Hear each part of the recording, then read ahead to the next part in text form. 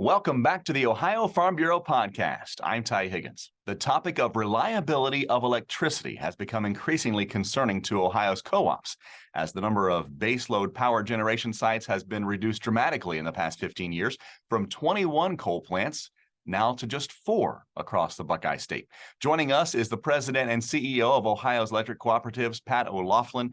Pat, first of all, tell us about OEC and what you're all about. We provide service to 25 distribution cooperatives that are providing service to our members in 77 of 88 counties across Ohio, in both rural and suburban and exurban areas of Ohio.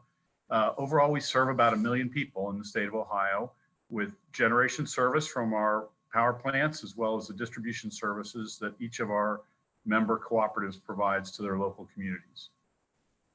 The thought of unreliable electricity is something that many of us in Ohio just can't really wrap our minds around, right? You turn on a switch, that light comes on. How close are we to not having the reliability, and what's causing the issue? Well, Ty, most of us, like myself, that have worked in the industry a long time, have spent most of our careers trying to not have people think about or worry about where their electricity is coming from. That's kind of been our job for a long time. But recently, we've had a confluence of things that have come together that have put us in a situation that I've never really experienced before, where we currently have to worry about, do we have adequate supply to meet the needs of everybody's electricity demands, particularly when we have extreme weather events like we saw, say, over Christmas Eve here in Ohio, we saw last summer, and you know, we live in Ohio. It happens from time to time. And that is where our grid is really getting strained today. And we're having to worry about, do we have enough supply, and what are we going to do about it going forward? I mentioned the reduction of baseload power generation sites. How have those coal plants evolved over the years as far as emissions go? Yeah, so we have spent, as Buckeye Power and the Ohio Electric Cooperatives, over $1 billion cleaning up the coal-fired power plants that we still operate. Across the state of Ohio, as recently as 2009, we had 21 coal-fired power plants that operated in Ohio. Some of those were older and not as good. Some of them didn't invest in environmental controls like we have. But today we're down to only 4. And that's a big reduction in our capability that coal brings to be able to respond up and down as demand changes, to have fuel available in the dead of winter when sometimes natural gas supply is in short supply, and to be able to respond to changing demands. Whereas wind and solar, which we've added a decent amount of that over the same last 15 years or so, is intermittent in nature, meaning that we only get solar power when the sun's shining. We don't get it after dark. We only get wind power when the wind's blowing. It's great when it's working, but people use electricity when they need it, and those two don't always line up. Is there an agenda in place that we're not hearing more about this coal evolution, I guess I would say, into being better for the environment? What's holding that messaging back? Well, we've made a lot of progress on the environment, and I think people just assume that we could just do anything. Maybe that's the case. We've moved a little too far, a little too fast, and now we're starting to see strains on the grid that we really hadn't seen before. And I guess we didn't really know how close we had to get, but now we've seen at Christmas Eve, we had a cold weather snap, and we were within minutes of having to initiate rolling blackouts, which imagine what that'd be like on Christmas morning. Merry Christmas, everybody, right? And 9 other states actually did experience that in our nearby area. So we know now that we're at that point where we're straining it. And it's not just the Ohio cooperatives that are saying it. The North American Electric Reliability Corporation, that's responsible for grid oversight across North America, is now sounding alarm, saying, look, we've gone too far, too fast. We now have elevated risks that we've never seen before. The PJM interconnection, which is the grid operator for this part of the country, saying a very similar thing. The Mid-Continent Independent System Operator for area just to the west of us, saying the same kinds of things. And you ask yourself, well, how did we get here? Well, we've had a disorderly and rapid retirement of some of our baseload coal-fired power plants that have served us for decades. And it's really been a confluence of a couple things. One, we've seen more and more environmental policies that are pushing up costs without really doing a lot for the environment. And people are questioning whether they want to continue to invest money in a coal-fired power plant that still produces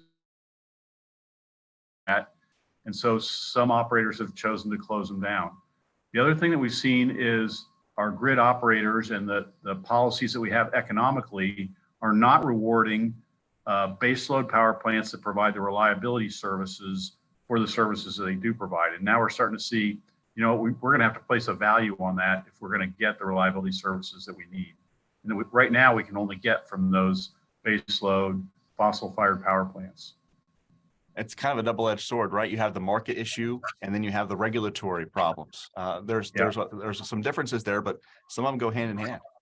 Yeah, and the problem is they both kind of come together at the same time, and that's what's really put us in this pinch right now. And so we ask ourselves, well, what can we do to get out of this, right? That's really the question one for us as suppliers. We want to make sure that we can provide reliable electricity going forward. And like a lot of problems, when you're in a hole, the first thing you need to do is stop digging, right? So what we'd like to see is a little bit of a pause on the environmental regulations that are causing some of these disorderly shutdowns to happen quicker than we expected. And at the same time, the policy folks like PJM Interconnection that are responsible for the market solutions and how we get compensated are in the midst of reforming their market because they've realized they've got a policy mismatch with what they need and what they're paying for right now. So that's going to take a little bit of time, but that's a process that's underway right now. Much like Ohio Farm Bureau, you do policy work at the state and federal level. I noticed on your social media that Ohio's electric cooperatives and their members made it to Columbus to visit with lawmakers about some of these very important issues. What's the messaging for legislators here in Ohio, and how does that differ from what's being talked about inside the Beltway in Washington? Yeah, that's a great question. So on the federal level, that's really where a lot of the environmental regulations are coming from. And that's where we're talking to our federal legislators about, let's make sure we've got a balance here because people need electricity as well as a clean environment. We can have both, but we got to keep that balance. Here in Ohio, the messaging is really more about the market solutions and what's the state of Ohio's role. Right now, we depend on the PJM interconnection. All of Ohio is within that grid operator's purview. And so really, they need to work with other states, West Virginia, Kentucky, Virginia, Maryland, Delaware, New Jersey, Illinois, Indiana, the states that are affected by our region, and work together with this grid operator to make sure that we have economic policies in place that are paying for the things that we really need. Many of our members are part of your cooperative network. What can they do?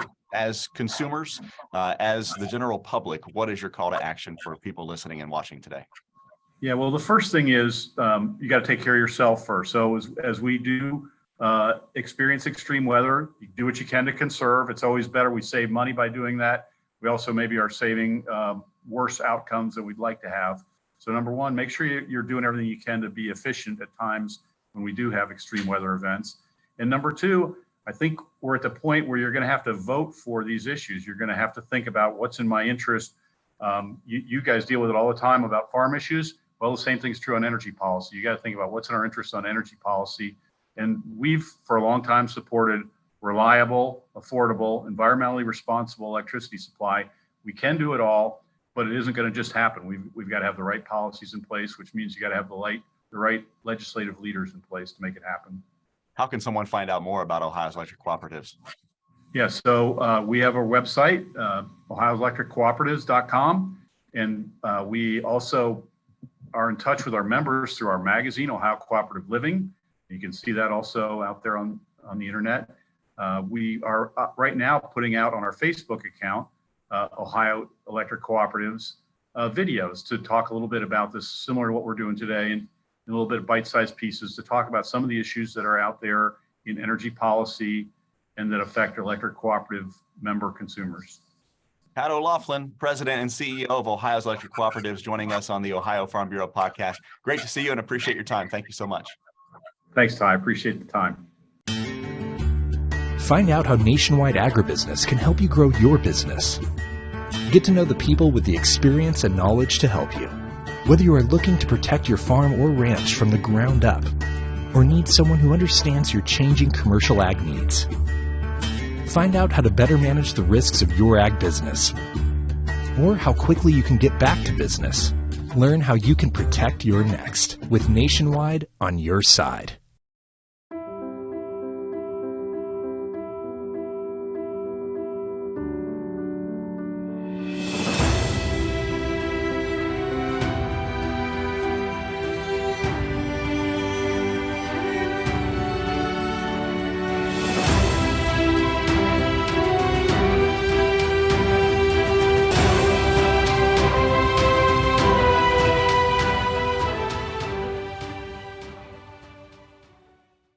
With everything going on at the state and federal level, I'm surprised to get a couple of minutes with Brandon Kern, Senior Director of State and National Policy with Ohio Farm Bureau, for our policy points.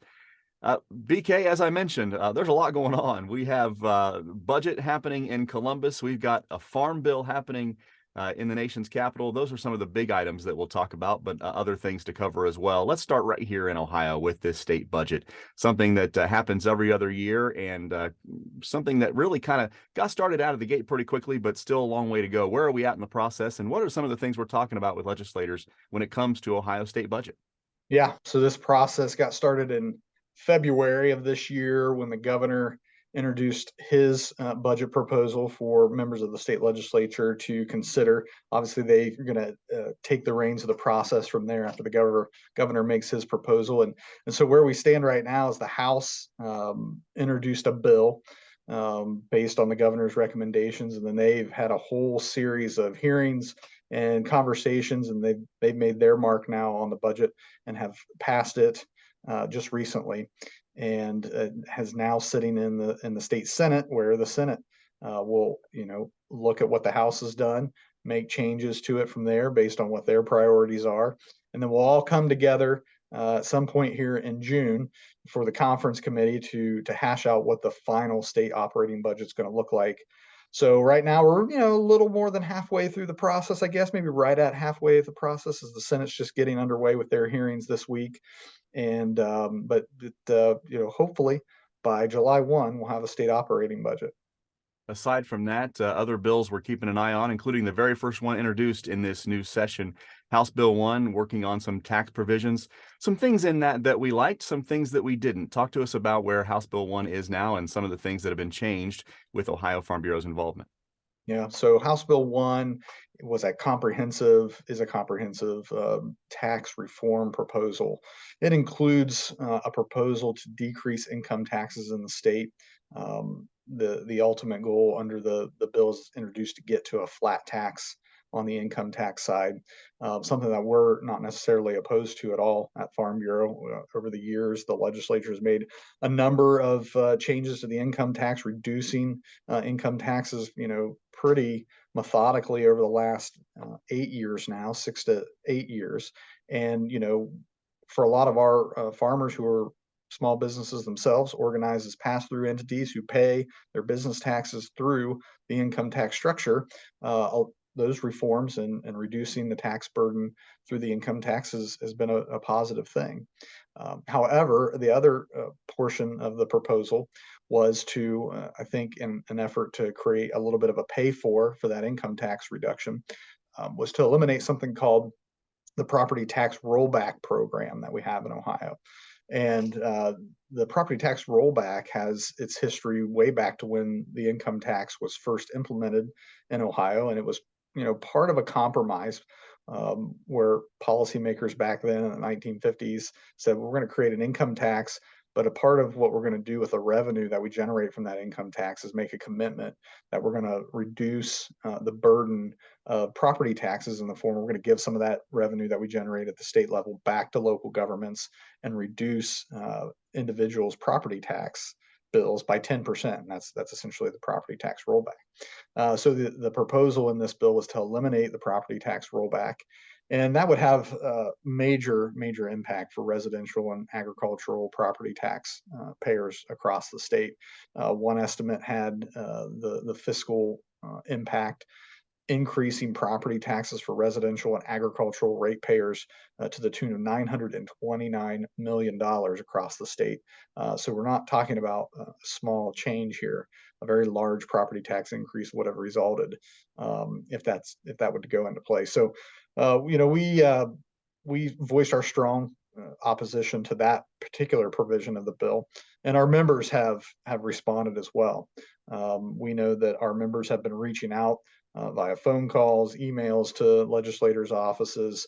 We know through a system that we're using here to help our members do that through our advocacy and action system that we've had to the pushing 700 of our members have reached out using just our system that we know of, and sending over 1,500 messages now in the forms of emails and outreach on social media and so on and so forth to members of the legislature voicing their concern. And so we've had a great reaction from the grassroots portion of our membership that are directly advocating for this issue, as in addition to our government affairs team, who's been working very hard at the State House on this as well. So we think that we've made a mark here, and in terms of the feedback we're getting, it seems like legislators have heard the message, and that bill has not moved forward. And we're kind of hearing that the property tax provision is not very popular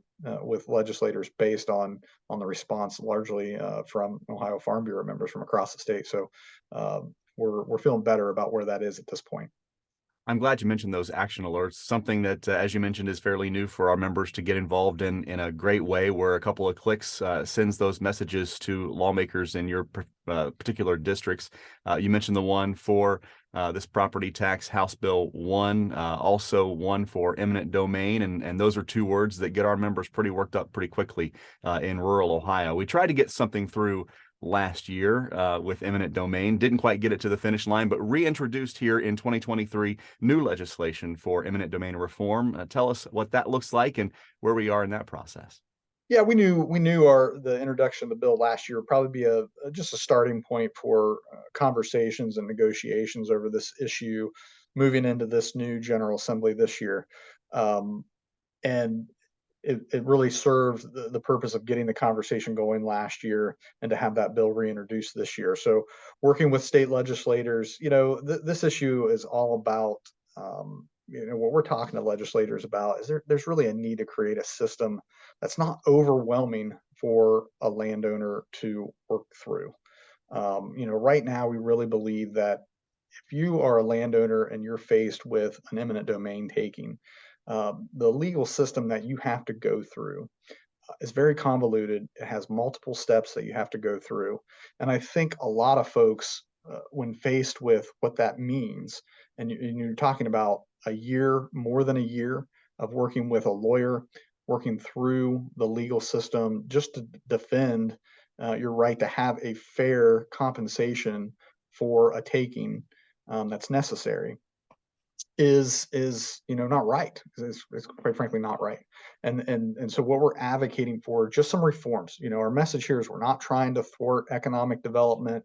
We're not trying to stop eminent domain. We understand that this is, in the end, sometimes a necessary evil that needs to be used. But what we are, the message we are saying, that this needs to be fair, and it needs to be easier for landowners to work through. We're the only state in the nation that does not have a process known as inverse condemnation. And the easy way to explain that is just that streamlined process of having a very clear legal path for the landowner themselves to work through and have one court jurisdiction look at the issue, make a ruling, ensure that the taking is necessary, ensure that the compensation that's been offered to that landowner is fair and adequate under the constitutional provisions that protect landowners when eminent domain does need to be used. And so, that's our message. That's what this bill is all about. And so we're working through a process right now. Anything controversial like this has a lot of stakeholders. And certainly there's some cynicism from some of the stakeholders out there who have eminent domain power. Obviously, from their side of things, they never want to make something harder on them to work through. Right now, they have a pretty sweet deal and a pretty easy system to work through. But we're making the argument that this process, again, needs to be easier to use and needs to be fair for landowners. A couple of the other things that we're advocating for in this legislation: if you're a landowner and you successfully challenge an eminent domain taking and it's found by the court to have been improper, you ought to be entitled to have your legal fees paid for. Why should you have to have that cost come out of your pocket just to defend yourself when the process wasn't followed properly? One of the other things we're talking about, we should penalize coercive actions. If entities are being coercive in the process with the landowner, then they should be penalized for that. It should be a disincentive to do those types of things. And so I think this is a very common sense, very straightforward reforms But there's a process here that we've got to work through from a legislative standpoint because there are a lot of stakeholders involved. So we think we're making progress there, and we're going to keep working at it hard. But our members have responded again, very similar to the House Bill 1 action alert. We've had an action alert on this, and our members have responded and told members of the state legislature they feel that these reforms are important for this process.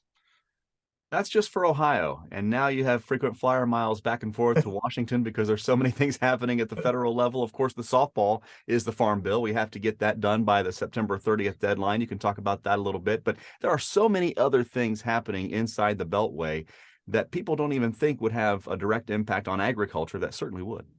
Yeah.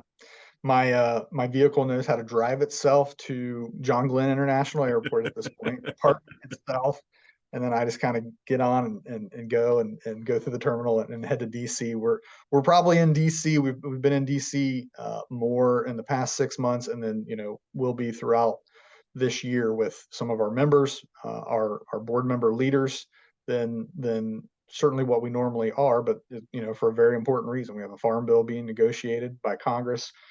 We had our leadership team, including our president, Bill Patterson, and Vice President Cy Prettyman, and Treasurer Chris Weaver, along with Adam Sharp, our executive, and myself, and our Vice President of Public Policy on the staff side, Jack Irvin. We were all in Washington just a couple of weeks ago and did a number of meetings on the Hill with members of the Ohio congressional delegation, talking about the Farm Bill, how progress on negotiations is coming, getting their feedback on what they're hearing during the hearing process that they're going through right now. Both the Senate and House Agriculture Committees are having a lot of hearings on the Farm Bill, starting to hear about what issues are out there and what's important to the agriculture community to get right in this piece of legislation. So some of the things we're talking about, certainly bringing to the attention the importance of crop insurance in this program. If anything else, we tell Congress, just don't mess up crop insurance. Right now, we have a very strong crop insurance program. Now is not the time to making any changes to crop insurance. That is, the number one risk management tool for farmers, very important for food security in our country. And so we're just telling them, don't mess up crop insurance is the number one message. But there's some other things too, that, through the experience we've had in the last couple of years with skyrocketing input prices. I think a lot of farmers are sharing that perspective of what that impact has been, potentially looking at more resources with those Title I programs that help support price stability for our main commodity crops. That's one of the things that we're talking about. Commodity price has been really good. One of the things we're pointing out, commodity price has been really good, but input prices have gone up with them. And so, farming is a small margin business. And so, one of the things we're telling farmers, you can't just look at members of Congress, policymakers, is you can't just look at strong commodity prices, because the margin hasn't been great when those input prices have gone up as much as they have as well. And so we're seeing a little moderation on the input price side right now, which is a good thing, but commodity prices are trickling down too. So talking to them about, price stability and the important programs that we have in that Title I of the Farm Bill, and potentially trying to put some more resources into those as well. But those are probably our top two priority issues that we're talking to members of Congress when it comes to the Farm Bill. There are lots of different provisions of the Farm Bill. Well, we had a great seat there in Washington for the county president's trip with the staffers of those that write the Farm Bill. And just having those conversations kind of proved that as much as the Farm Bill is typically nonpartisan, there could be a little bit more partisanship in the creation of this Farm Bill, and it may not get done by that deadline. Yeah, we're starting to hear that more and more. Members of Congress and key staff members kind of seem to be trying to set expectations that we might not get a 5-year Farm Bill in place by the September deadline this year. Now, I think everybody's very confident that Congress will be able to come together and at least do an extension of the current Farm Bill. Everybody understands the importance of not letting these programs lapse, because we go back, one of the points we've made is if the Farm Bill lapse, we go back to 1930s era policy, which obviously does not work for modern agriculture. So I think we're very confident that at least an extension, short-term extension of the current Farm Bill will be able to be put in place. We're not going to see the Farm Bill lapse. But whether we get a new 5-year authorization by the September deadline, we're definitely starting to hear that as Congress is taking up a number of controversial issues, maybe that might not happen. And we have a very strong farm bill right now. So if in the end we have to go through the extension route to buy some more time to get into a better political environment so that we can actually hash out a 5-year farm bill, that wouldn't be the end of the world, I think, for our producers. Other pieces of legislation include things to do with the budget. Of course, we're hearing about that debt ceiling now. Labor, a part of these conversations, dairy pricing reform, precision ag, biofuels, all of it happening right now and all of it tied to this industry. Absolutely. And, the debt ceiling debate right now, obviously the focus of what Congress is working on, you're hearing a lot in the headlines and in the news media about, potentially by June 1, as early as June 1, the federal government may not be able to pay all of its debts if the debt ceiling is not increased. And that's going to have broad ramifications for the economy in general. But as a part of what the negotiation process is, there's key, policies that impact the farm bill, quite frankly, that are a part of this. So there's a debate over the nutrition programs at the federal level, and should there be work requirements included in the nutrition programs. Of course, the nutrition programs constitute the largest component of the farm bill, and so these negotiations are happening right now, or the debt ceiling have a direct impact on what we're going to see for negotiations on the farm bill as well. One of the things that almost held up the House passage of their version of the debt ceiling bill was biofuels. We had a number of Midwestern farm state members of Congress say they weren't going to vote for the debt ceiling increase proposal because the original proposal had the elimination of biofuel tax credits in it. And obviously biofuel is very, very important to Midwestern farm states like Iowa and so on and so forth. So it almost held up the House's ability to pass their version of the debt ceiling increase. And so now they have got that done. Those tax credits were protected in the end. But now we've got this negotiation playing out between the White House and House leadership and Senate leadership over what this final product looks like. So it's gonna, one of the terms I love to use is it's going to suck the oxygen out of everything else that's going on potentially in Washington. I think that's part of the reason why we're seeing a little bit of delay on the farm bill as well, because we've got high stakes issues like this going on in Congress right now as well. We'll keep you updated online at ohiofarmbureau.org. And of course, we'll do more policy points updates as we get opportunities to. In fact, the next one we already have planned out is going to look at that state budget and go through line by line that impact agriculture, what Ohio Farm Bureau likes about it, and what we have some concerns about as well. That's all coming up next month here on Policy Points with Brandon Kern, Senior Director of State and National Policy with Ohio Farm Bureau. My friend, always great to see you. Always, Ty. Always. I'm Ty Higgins. We'll see you down the road.